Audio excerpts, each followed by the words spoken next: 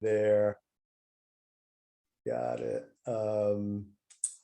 Let me see. That was that one. Let's see if this is. Babylon. No, that ain't the one. Okay. All right. Let me try this. I'll get us there yet. And let's see. My share screen. Here we go. Brad, are you seeing a video up there? Yeah, they haven't started it yet. It's as though humankind all around the earth. Okay, you're good. Okay, I'm going to bring it back, and I don't know where it cut us out, so I'll just kind of get us to a point. The Bible.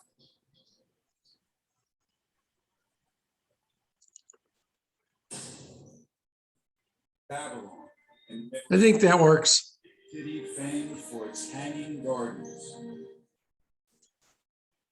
Here, a spiritual revolution is underway.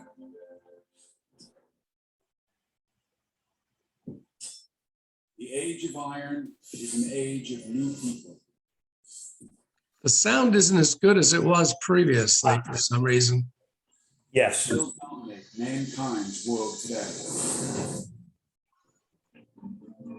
Across the world, local religions give way to powerful new beliefs, spread by the written word. Is that better? Much better. Okay. All right, let's see. We'll keep going. World faiths still with us today. Hinduism unites much of India. From the foothills of the Himalayas, the words of Buddha spread out across Asia. And in China, the writings of Confucius will help order the lives of 1/4 of the world. The age of Jesus and Buddha and Confucius. This seems to be a period roughly timed with the emergence of iron technology. It's as though humankind all around the earth is reaching a level of social and political sophistication that just hadn't been there before. And they're all doing it about the same time. In Babylon's libraries, a group of Jewish exiles used their own alphabet in the language of Hebrew to write down the history and the beliefs of their people. By the rivers of Babylon, we sat down and wept when we remembered Zion.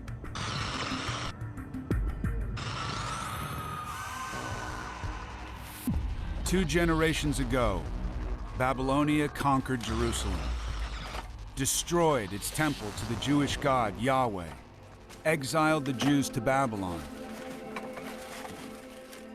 Now, captives in a foreign land, the Jews begin what will become the most influential book in the story of mankind, the Bible. What we now know as the Jewish faith starts not with Abraham, not with Moses, not really with even the Temple of Solomon. The Jewish faith begins in the Babylonian exile. Babylon is a city of the future. Cosmopolitan, multicultural, a city of many different gods. But in this melting pot, the Jews write into mankind's story a revolutionary idea. Monotheism. All existence created by one God. Rather than thinking of Yahweh as the highest amongst the gods, just one of many gods, but the God of Israel, the Jews begin to think that perhaps Yahweh is the sole God.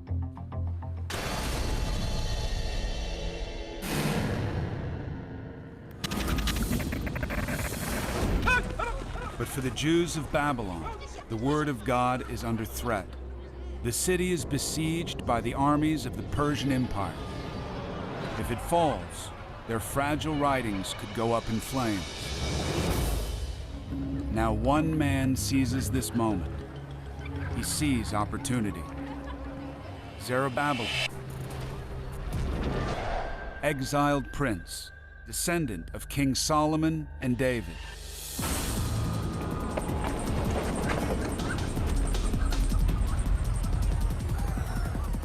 He decides he will lead the Jews out of exile and back to the promised land. But many don't want to go. They have lived their entire lives in Babylon, and the journey will be dangerous.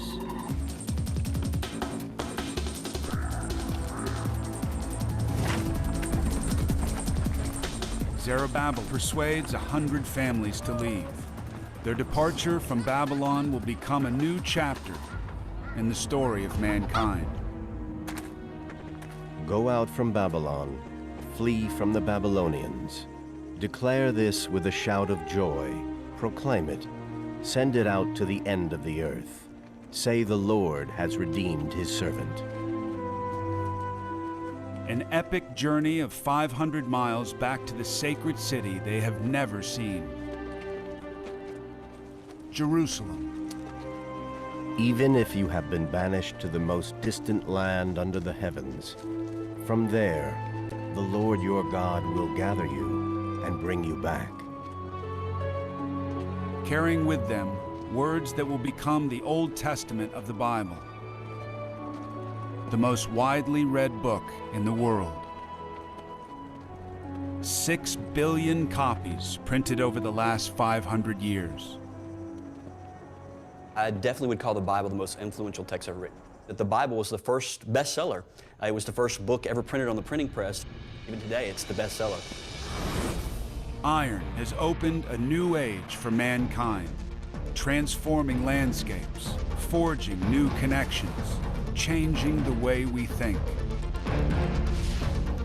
Now, a new kind of empire will rise. Rome. Mankind leaps forward with a new... And so we have, again, these ideas are emerging in blowback to the empires. Jerusalem, 33 AD. A provincial city under Roman rule. Occupied for 100 years.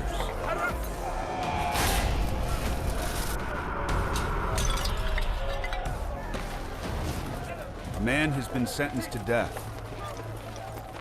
Today, he'll be executed.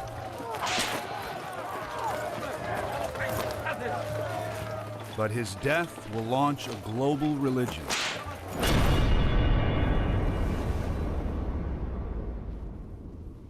Today, a third of mankind worships in his name.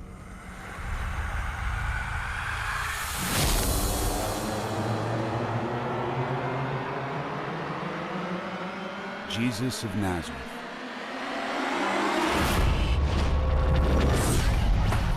Jerusalem is on the eastern edge of the Roman Empire, a vast network of roads and trade routes.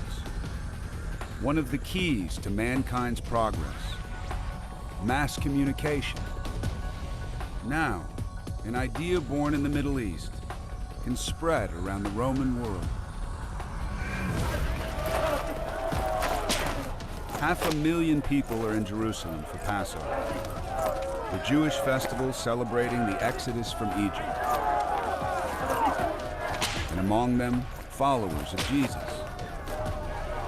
They believe he is the Messiah. But his teachings threaten the peace. For that, he will be crucified.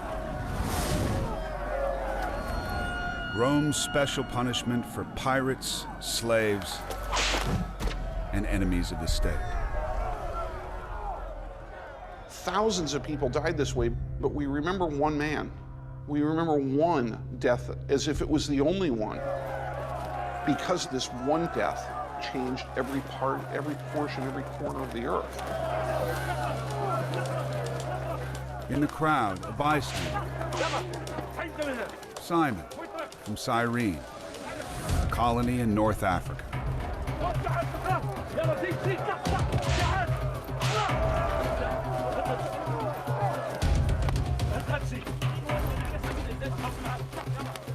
Simon of Cyrene was a guy who just happened to be in Jerusalem. Here was this procession going by him. There was a man carrying a cross, and he was surrounded by Roman soldiers. And hey, you come over here and carry this guy's cross.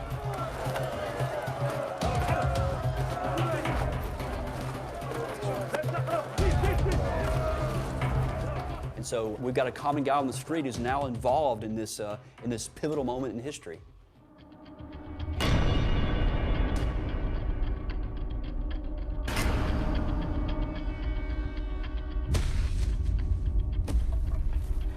It can take 3 days to die on a cross.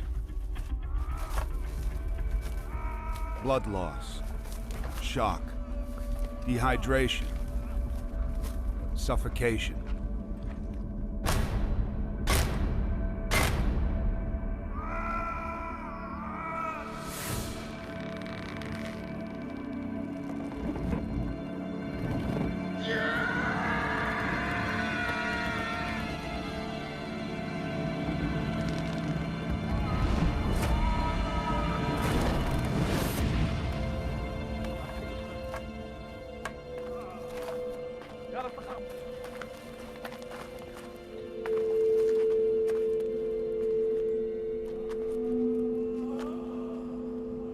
Crucifixions are so common, the Romans barely register Jesus' death.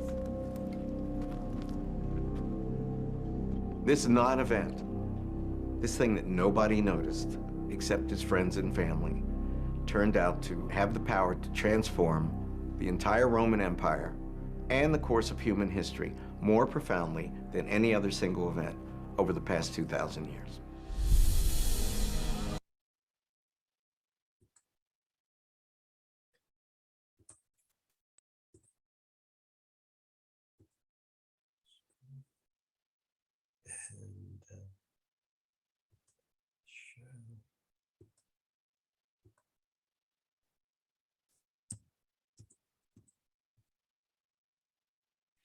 And so the point of what I wanted to present is the moderating effect of religion, that religion emerged as a force against the brutal and inhuman greed that needed ever more excess wealth and power.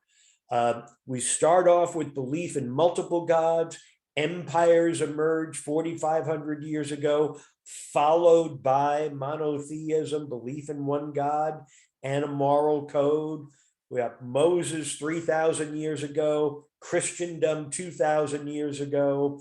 And religion through this point in time is creating rules for how you handle slaves, what is appropriate to do with slaves and what isn't. So that you consider that regulations that are issued by religion about slavery, which will have a blowback to that later on.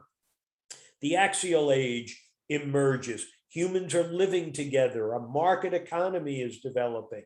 And because we're closer to each other, we need some rules about how to behave, how to live with each other in a compassionate way. And we have our scales of justice. We have, some would argue we have morality on the left and we have power on the right. Conceptually, we need to start to think about what exactly is the argument going on. Why do we have so much human suffering and not more of a we're all in this together? Mind you, you either are thinking we're all in this together, or things exist for my own personal gain and wealth. So does the society exist for the maximization of personal wealth in conflict with a society for the common good? We have emergence of religion 4,000 years ago, and it occurs before there's political ideology. So the ideologies, the political ideologies, become a blowback to religion. That's all, whatever it is that you want to do that's going to be for, service, making a more egalitarian society. There's a blowback to that. And so next week we'll pick up on the Black Plague and the impact that that has. So that's, let me come out of that. And Brad, we can open up for questions, comments, discussion, whatever. Okay, if you'd like to just unmute yourself and make a comment or have a question. Let's see if I can get everybody on screen here. You know, I was bragging to Sal about how smart you guys all are and how tough of questions we normally come up with. Well, you know, it's my fault because I mixed religion and politics, which you're not supposed to do. Well, this is Ellie, and I just wanted to say it is really interesting when you just sit with sort of a blank mind and listen to how religion developed. What it suggests is, you know, it was from the goodness of man that it was seen that there had to be some code of behavior, or was it a pushback to just, you know, don't do violence to me? You know, it's interesting to see that from the human nature, evidently, unlike Lord of the Flies, we're saying, you know, good things come. That's all, just a comment. Well, no, and I think it's interesting, Ellie, when you look at it from the perspective of these were people who had no power. Mm-hmm. So it emerged. My argument is it emerges organically from what is our human spirit. We are a very loving species. There's a reason why we have, you know, 20-year gestation for children, right? We are not a hateful species, living organism. Mm-hmm. We are a loving organism. And it really does come down to a very small percentage. The Washington Post has, and other newspapers, has a special edition about, you know, the political leaders and others who are sucking all the money out of their countries. You know, here is the king of Jordan, who's buying up all kinds of properties in Malibu in California. Oh yes, right. And, you know, I mean, and so it's a small percentage of our species that influences what happens to the rest of us. Yeah, amazing. Thanks. Sal? Yeah, go ahead, Ben. A question. I was reading recently that we were actually healthier, getting back to the hunter-gatherer phase compared to agricultural phase. We were actually healthier as people during the hunter-gatherer phase than during the agricultural phase, because ultimately it's processed foods and our lifestyle and whatever that comes with being more sedentary. Now, I know that your talk today was not so much about that, but is there a parallel? Obviously, if we look at mortality rates because of wars and factions and the like, but is there any parallel in terms of vitality and health that goes along with religion and morality and lifestyle? It's a good question. I'm not sure I have a good answer, other than to say that from what I've read from anthropologists and others is that the way we lived, we were very much a social animal. Now, mind you, that our population was dramatically smaller than it is now. And really 80,000 years ago, we were down to 2,000 people. But what they do find out of remains is that, yes, what I find interesting is when they examine teeth, and now mind you, they didn't have Colgate at that time, but they had better teeth than we do. They didn't have the sugars, they didn't have any of the stuff that we have, the chemical influences. So yeah, there's a healthier lifestyle, and people were more apt to be, they would say that a human, as opposed to attacking you, would come across a stranger, as opposed to attacking and killing, would probably sit and talk them to death. because we're so social. So, Right. and that's not to say a lament for going back to the hunter-gatherer days. I mean, we live in the society we live in. We have too many people to ever go back to a hunter-gatherer world, which part of my argument when we get to communism is really, to me, an elegy to hunter-gatherer. Mhm. Which isn't plausible. We have too many people, so you have to produce a lot more food. But but the question then is, okay, here we are. Can we take lessons from our ancestors and apply them today? Right. I'm starting to read the works of the people who are doing research with chimpanzees and others of our ancestors to look at how they have lived for millions of years. And they, in my view, is that they are much more adult than we are. And I think there's a lot to be learned from looking at that and where we are. It's that,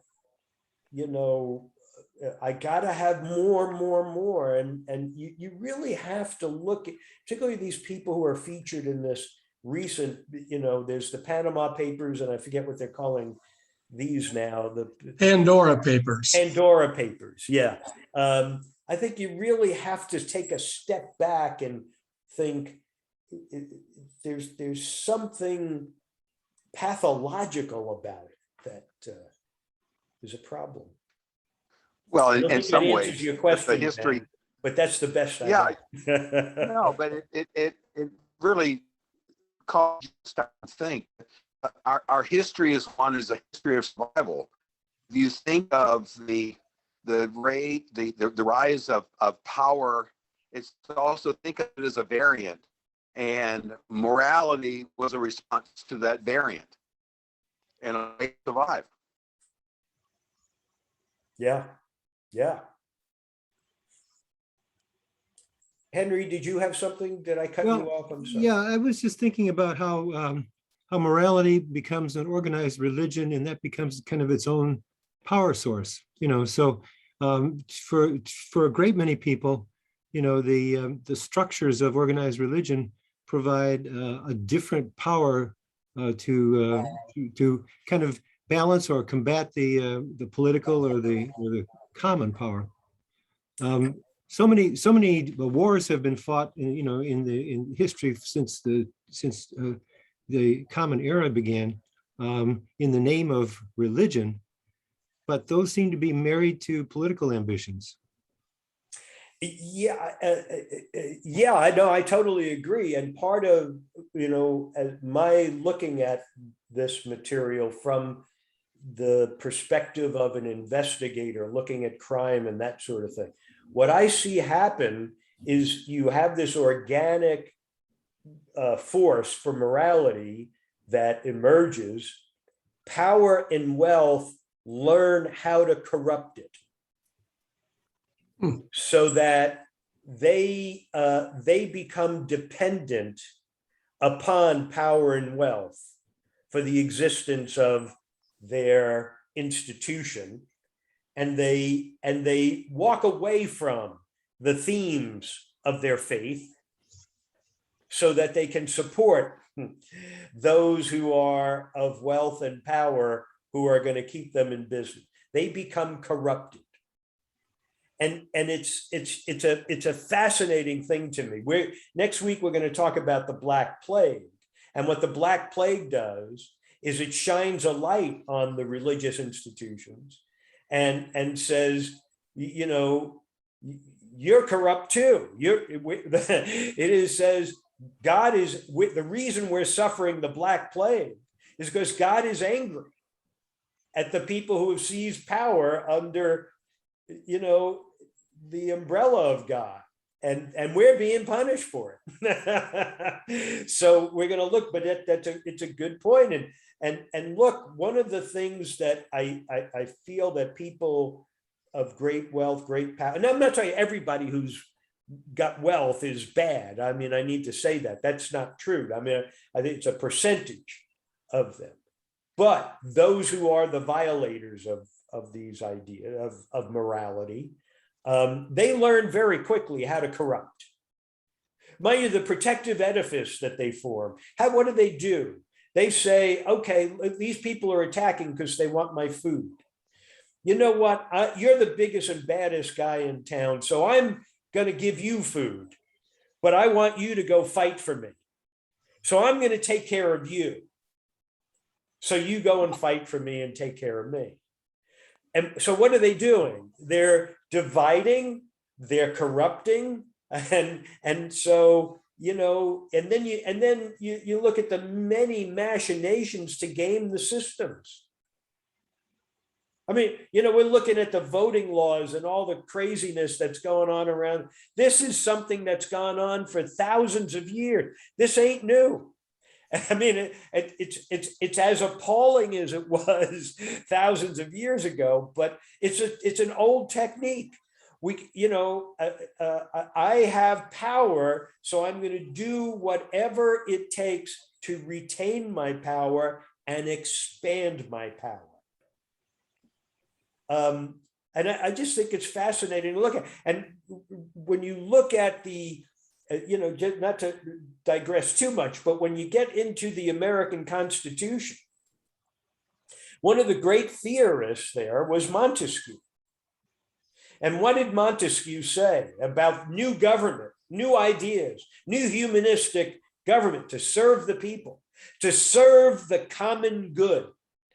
Yes, he talked about the three branches of government, but more importantly, Montesquieu says the people governing must be insulated from corruption. If the religious institution was going to fulfill its duty, what had to happen with the leaders of the religious institution? They had to be insulated from corruption. But, it's like this. If say let's just say I run an oil company and I get really rich out of that oil company, and I know there's oil in Nigeria and I want to go get that oil. Do I want to spend money on all the people in Nigeria? Or do I want to corrupt the one strong person who I can shower with luxury and they will take care of it for me? When you look at so much of the third world, that is the scenario. We've got someone at the top, the strong person at the top with the protective edifice who's corrupted, serving the needs of the foreign contractor, and the countries are starving to death. The people in the countries are starving to death, and it's their resources that are feeding the world economy. That these phones, this is coming out of the Congo. The stuff out of the Congo is why we got. But does Amazon share any of their stuff with the people in the Congo? I don't think so.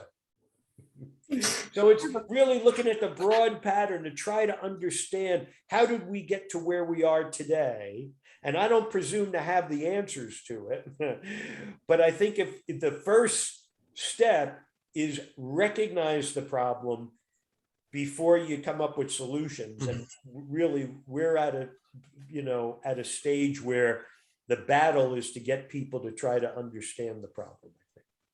Hey, Sal, I have a question. Talking about these third world countries that are so easily corruptible, are there any examples out there of third world countries where leadership has said, we're not going to let this happen? Well, yeah, there was Mossadegh in Iran, and who tried to do that, and then we sent in troops and got him out. There was Saddam Hussein in Iraq, who said, oil companies, you don't want to play nice. I'm nationalizing all of your oil assets. We're going to pay you for them, but we're throwing you out of here. And what he did is he created the highest standard of living in the Middle East. And then he made a mistake. He wanted to try to repair relations with the West. So he fought a proxy war for America against Iran. But he was doomed as a result. That's not to mean he was a nice guy, but understand that is what happened. When he nationalized the oil fields 72, 73, they were out to get him. And he thought he might be able to repair the relations in 1980 by being a proxy. So there are examples, but those examples eventually get crushed. Sharon, did you have a comment? Yes, this is back to the religion. I just want to put in an advertisement. Karen Armstrong was one of the people that was interviewed in multiple segments that we saw today. And the nonfiction books is reading The Lost Art of Scripture by Karen Armstrong, and that's going to be in November. So if you want to go into that little comparison, religions comparison, and the text beyond just a moral code, what else does the text help us do? And what else does the text do for the various religions that she will explore in this? There's another hasp option for you. I just wanted to make the link between what we were seeing and hearing today to something that's coming up. Yeah, and to add to that, in the PowerPoint presentation, I have a link to a podcast with Karen Armstrong that I think is a very compelling and interesting one, and certainly would I think it would generate interest in the class you're talking about. She is really a remarkable person, and there, I include in the presentation there other historians like Raza Aslan and others who are scholars who are echoing the same material. Yeah. Thank you.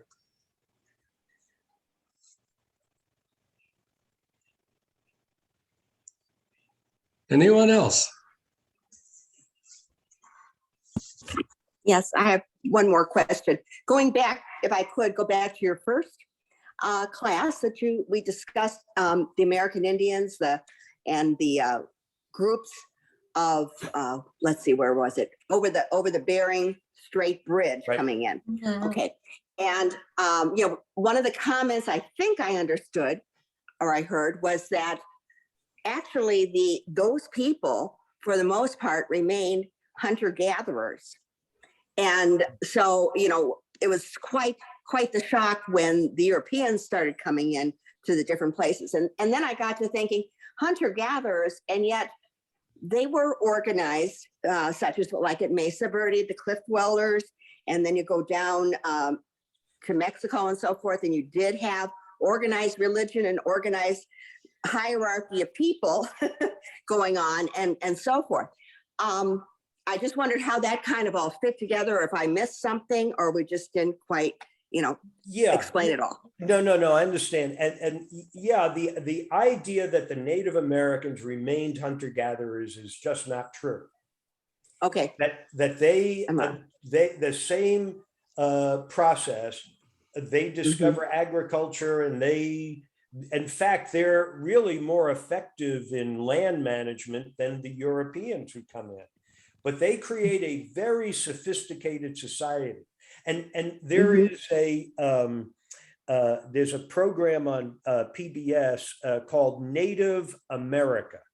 And I've ordered the DVD, and I mean I've been waiting for it for 6 months now. I was hoping to have it for this class, but if you subscribe, you have PBS Passport.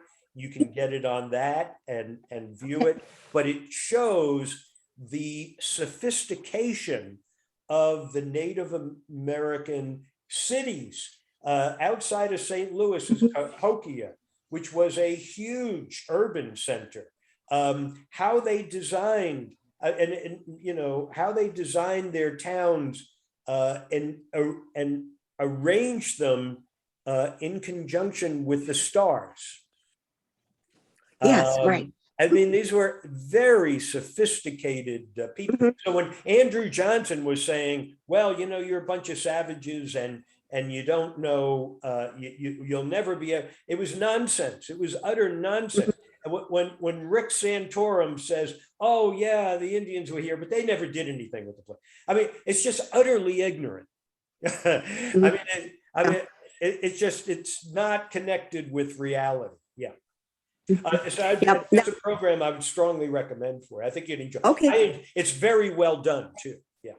So go ahead. Go ahead. I was just going to say, along with your question, so if these large cities basically grew up and Native Americans weren't always hunting and gathering, did we see the same kind of greed structures build up in their societies as we've seen in Western society? Yeah, Helen, it's a great question. I have to say, it's one of the areas that I'm most interested in because we have the people, humans, we come out of Africa and some go to the West and some go to the East. Some of the people who go to the East wind up into North America. And the world that they create is very different from the one that emerges in Europe. And mind you, they are the Native American, you know, I'm overgeneralizing now, of course. There are some very aggressive Native nations, but they really find a way for peace. And it's really highlighted the Native American, Native America is the title of Native America program. But mind you, the first democracy was by the Native Americans, the Haudenosaunee. That was the first democracy. Ben Franklin and George Washington went to meet with them to understand their form of government. It became a marker for the government that they tried to create. So they were very much more to be in tune with nature, ways in which they would handle disputes. Yeah, no, there's a lot there, and it's a fascinating area that I hope more historians will pick up the theme and really dive into it. Wow, very good. I know I'm thinking back now to some time spent in the Yucatan, on the Yucatan Peninsula, and the way that the Mayans were organized. They had, you know, the city walls kind of thing going on. They had people outside who were the lessers in the hierarchy who were in charge of all the agriculture. And it was very difficult because the water, of course, there's no fresh water on land available on the Yucatan Peninsula. It's all in the cenotes, I think they're called, underground. And so some years were good and some were very poor. Another area closer, I guess, to where the big meteor fell at one point, the asteroid, whatever it was. But in that area, they actually, the engineering of one of their temples, gosh, I wish I could remember offhand, but I mean, it also was engineered specifically so that at different seasons of the year, different things could be seen, along with there was a place to view the star or whatever that they were looking for, and only the leader was permitted to go there, line things up and see. But they actually had steps that at the equinox, I think it was, oh golly, I forget now, it's the autumn solstice or what, my words aren't coming, but you could actually see it form a snake with the shadows and the light during a period of time during the day. And that was all engineering, amazing stuff. So anyway, yeah, but they were so I think, aggressive. you know, and all of that is captured in that documentary, Native America. And really the engineering that we marvel at with the pyramids, same engineering that took place with the the mounds of Native Americans. Yes. Yeah.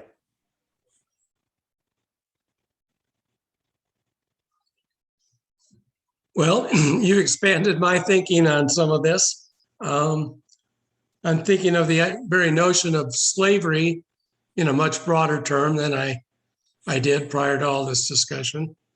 And it helps put a lot of things in context for me. Well, I think one of the things that emerge is when religion starts setting rules for how you handle slaves, that is viewed as unnecessary regulation. And that will change as a result of the Black Plague and the invasion of the New World. Because the Black Plague will fracture Christendom and a new religion will come about, Protestantism. And Protestantism will be declared as Protestant supremacy, meaning we're not going back to the old rules of religion. We have a new religion now, and we're not going to be under those old regulations. And Protestant supremacy gets declared in Barbados. And as time goes on in Barbados, and the color of the slave changes from white indentured slaves to people of color, native slaves, to now Black slaves, in their law, they change Protestant supremacy to white supremacy. And then the Barbadians become recruited to settle South Carolina. And what do they bring with them? White supremacy. Wow. Okay, let's look forward to that next week. Anybody else would like a chance to comment or ask a question? All right, well, thank you, Sal. Okay, everybody, thank you, and we'll see you next week. As always, this is kind of mind-blowing stuff. Thank you so much. Thank you. See you next week. Be safe, everyone. Thank you, Sal. You're a tech whiz. Thanks for hanging in there with us. Yeah, I know you tried to cut me off, but you know, I'm determined. Great job. Thank you so much. I'm wondering Thanks to all my house members who figured out how to get back on. God bless you all. I was wondering what just happened. My first thought was that you had experienced some kind of power out. Right. No, actually, I don't even know what happened, except that Susan took over for a minute to try to help some people on the phone get in, and all of a sudden you just all disappeared. But I saw later that those people were able to join. So in the end, I guess it was a good thing. Great. That's Thanks, okay. guys. It's a Monday, that's for sure. We didn't miss a beat along the way. You know, no matter what goes on, pretend it was planned that way and cover it up. That's right. Well, you did awesome. Thank you so much for being such a trooper. Okay, everybody, be safe. We'll see you next week. See you next Monday, everyone. Thank you. Bye-bye. Bye.